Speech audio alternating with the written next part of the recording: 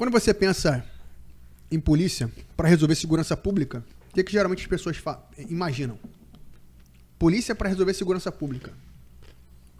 Como é que tu pensa? Como é que tu, me dá o que você acha que deveria se fazer para resolver, assim, a segurança pública no estado? Pô, uma coisa. A minha opinião é muito... Não. Pode falar. Não, eu sou o cara... Eu tenho uma filosofia que é o seguinte. Não existe resposta simples pra pergunta complexa. Mas me dá uma ideia. Brainstorm aqui. Pô, eu tenho uma ideia muito controversa. Manda aí. De repente é igual a minha, que eu falei que a minha também já era controversa na polícia. Então, existem hoje 4 grandes grupos criminosos. Não dá pra falar facção porque a milícia não é uma facção, né? Até mas vamos lá. Milícia, Comando Vermelho, se pediu simples, não dá pra ser simples, não, tá? Fala aí, cara. Milícia, Comando Vermelho, 3º Comando ADA, e aí aqui a gente pode juntar? Ou não? Pode. Tá indiferente. Vamos juntar.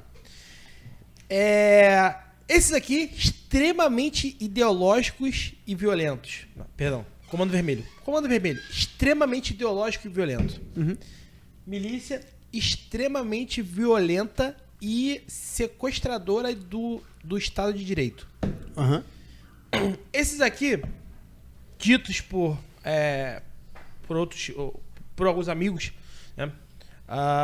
Assim, cara, esses caras aqui, eles não são nem sequestradores do Estado de Direito e nem ideologicamente violentos, né? Eles não estão ali, porra, hoje eu vou matar policial e... Enfim. O combate a esses dois para que, como em São Paulo, a gente tenha um poder para combater. Apenas um. Então, assim, vamos destruir 2 monstros, né? Qual é o personagem comum nesses 4 grupos aí que você falou, inclusive no grupo de São Paulo? Qual é o personagem comum em todos eles? Não sei dizer. É o criminoso, né? Ah, sim. De fato. É o criminoso. Mas concorda que ele tem um perfil... Tudo bem. psicológico. Mas concorda que é o criminoso? Sim, fato. Então, se você resolver o problema do criminoso, em tese, independente de qual grupo ele faça parte, você está resolvendo um problema de segurança pública, não é? Vamos pensar nisso. Sim, mas assim, o criminoso sempre vai existir, né? Vamos chegar lá, então. Mas vamos pensar aqui na teoria. Uhum. Depois a gente vem para o campo prático. Mas na teoria, é igual o triângulo do fogo. Vocês que... Combustível, comburente, temperatura de ignição. Isso aí. Criminoso, vítima e condição, né? Então, se você tira algum desses elementos, você impede que haja o crime. Então, você deu exemplos aí e o grande problema é o criminoso. Se não houvesse o criminoso, em teoria, em tese, eu não teria nenhum grupo desse. Concorda comigo ou não? Sim. Não é isso? Aham. Beleza. Então... o que deveria se fazer num campo ideal, no mundo ideal? É acabar com o criminoso. Cara, mas aí tu levantou aquela situação. Como é que acaba com o criminoso? É muito complexo, né? Você acabar com o criminoso. Só que nesse caso que você está falando, é um perfil de criminoso. Tu tem o criminoso político, tu tem o criminoso que, sonega imposto, você tem o criminoso que pega em arma e atira na polícia, que majoritariamente compõe esses grupos aí que tu falou. Então eu vou focar no criminoso que pega em arma e atira na polícia. O crime violento é um problema... É o cara que rouba o celular, que pega a arma, não é isso? Então vamos focar nesse porque parece que... É o cara que mata a polícia. Então, é o personagem que é comum em todo mundo, né? Então, para combater esse personagem aí, o que você faz? Esse criminoso que pega a arma, que rouba o celular... Criminoso violento. Violento. Em tese, né? Violento porque o cara que rouba o celular, às vezes, não precisa nem ser violento, né? Mas é esse criminoso aí. De alto potencial lesivo. Então, sei lá, esse criminoso aí. Porque não faço ideia. Né? Muita gente vai defender o quê? Mais policiamento? Que é aquele lugar comum que tem. Mais policiamento. Mais treinamento. Investimento em inteligência. Inteligência. Carro blindado, foguete aí supersônico, tal, com raios, né, criptoníticos. A armadura do Homem de Ferro. O cara vai pensar tudo isso, né, cara? E tem que ter isso. Isso é fato, tem que ter, cara. Porque se você parar de enxugar o gelo, você morre afogado. Você tem que ter, e na verdade você tem que realmente aumentar isso. Você tem que aumentar essas coisas. Tem que ter uma viatura blindada. Pô, não é para ficar comprando câmera, cara. Onde é que já...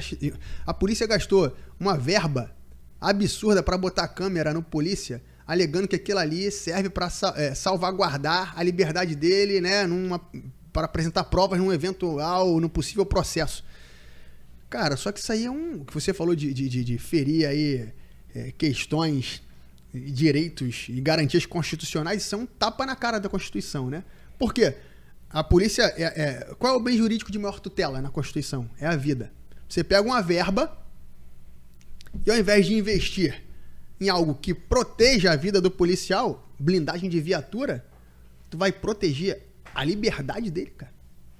Porra, primeiro tu protege a vida, depois tu protege a liberdade do cara. Até porque a vida dele, muitas das vezes, não depende da vontade dele. A liberdade, em tese, sim, né? Mas enfim. Então você pega aqui, você tem que investir em tudo isso, tem que realmente acontecer, as operações têm que ser contundentes. Cara, não tem que recuar um passo. Mas só que quando você fala isso aí, o teu foco é no criminoso. Você está focando aparelhagem, treinamento, foguete, supersônico, eu estou focando no criminoso. Cara, e aí eu pego a minha experiência de vida lá na Barreira do Vasco, do moleque que morava na favela, era atleta e estudava. Como é que o que me fez não ir pro crime? Eu era um criminoso em potencial, não era? Eu era um criminoso em potencial. Eu tava na favela, meu pai me largou, passava necessidade, meu pai fala que eu tenho que virar bandido. E o tempo que você te ocupava era essencial pra você não fazer merda. Exatamente. Então, o que hoje você talvez consiga mudar eu tô falando em longo prazo, tá? Aí a gente... Não. Do então, caralho. Longo prazo. Porque eu ia te marretar imediatamente e falar assim, beleza, mas é pra próxima geração. Sim. Não resolve o problema amanhã, mas, cara, entendeu? eu tô falando... A minha ideia não é resolver problema pra amanhã, cara. Porque isso aí não vai resolver, isso aí é medida eleitoreira, cara. Não, mas aí tem um bagulho... É porque não é estadual. Mas tem uma parada... Porra. Que eu queria muito que fizesse, que é o seguinte. Âmbito federal, né? Que, de novo, né? Mexe em poder, o caralho. A grande parte das pessoas que trabalharam contigo, policiais que foram mortos, provavelmente foram mortos por armas trazidas ilegalmente. Uhum. Certo? Sim ou não, Marquinhos? De Sim, acordo? De acordo? claro. De acordo? Não sou polícia, gente. Não, 80%. Grande parte, 80%. Imagina se esses 80% não tivessem morrido, né? Mais um hoje, inclusive. O cabo, né? Não, esse foi ontem. Teve o outro hoje. Caralho, não sabia não. Pois é. Eu queria muito que qualquer pessoa que participasse de tráfico de armas, seja ele escoltando um comboio de arma, seja ele trazendo o motorista, qualquer pessoa que estivesse envolvido no tráfico de arma, fosse enquadrado na lei antiterrorismo. Cara, olha só. Guarda esse parêntese. Porra, né? Guarda esse parêntese, porque na verdade eu sou um cara que eu defendo a pena de morte. Principalmente para funcionários públicos condenados por corrupção, cara. Veja bem, eu não tô falando que vai acontecer, eu tô falando que eu defendo. Se eu pudesse, isso seria lei, cara. Se dependesse de mim, isso seria. Quem não deve não teme, cara. Por que eu tô falando isso? A arma entra porque alguém facilitou em algum momento que ela entrasse, cara. Então, se você combate a corrupção, em tese, alguém que deixou entrar não iria deixar. Entendeu? Então, cara, pra mim, funcionário público deveria ser punido com pena de morte, cara. Eu desviou dinheiro da saúde?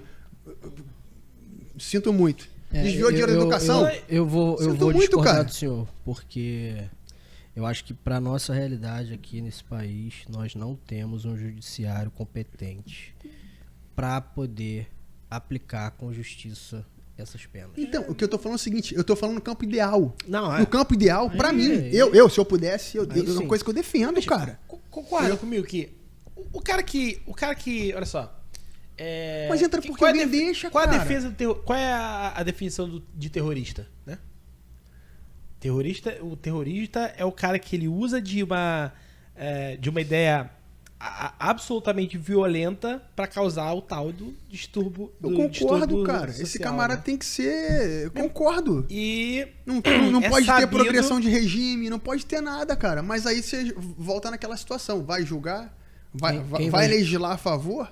Quem Cara, vai isso julgar? aí é Quem vai julgar o cara? muito tempo pra acontecer. Não, mas a lei de terrorismo, cara, ela dá uma série o cara fica com uma restrição de liberdade absoluta. Mas você tem o cara da caneta que finge que não foi, cara. Infelizmente, entendeu?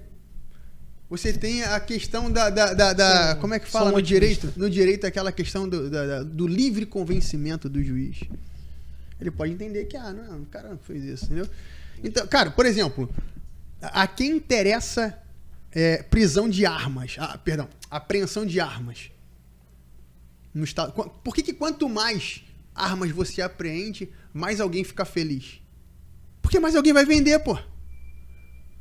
A cada 1.000 armas que tu aprende no Rio de Janeiro, no ano, alguém ficou 1.000 armas mais rico.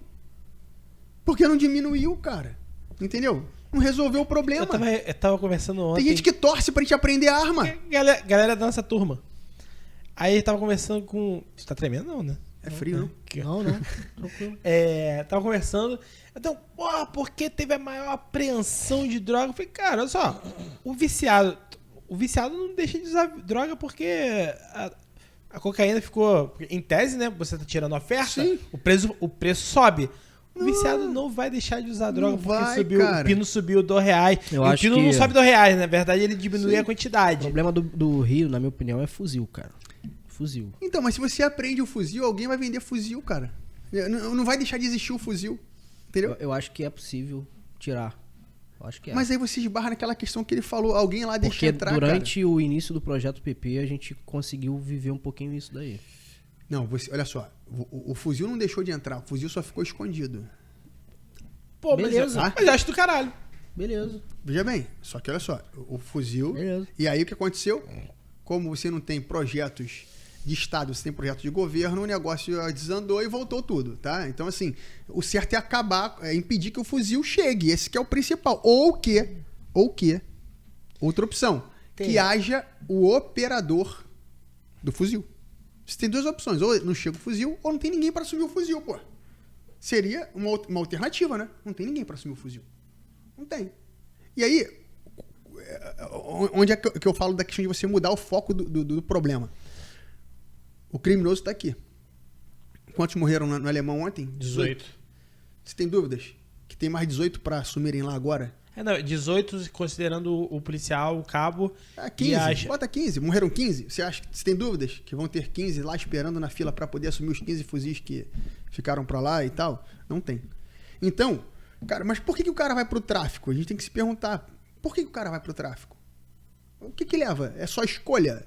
Cara, também é escolha. Mas aquilo que eu falei, às vezes, o cara só... É teoria, é o mito das cavernas de Platão. O cara viveu aquilo, cara. Aquilo pra ele é a realidade, é o mundo dele, cara. Aquilo é o que ele tem, R$1.000 que ele ganha. Lá fora, ele não vai ser Zé Ninguém. Ele vai ser humilhado. Ali ele é alguém.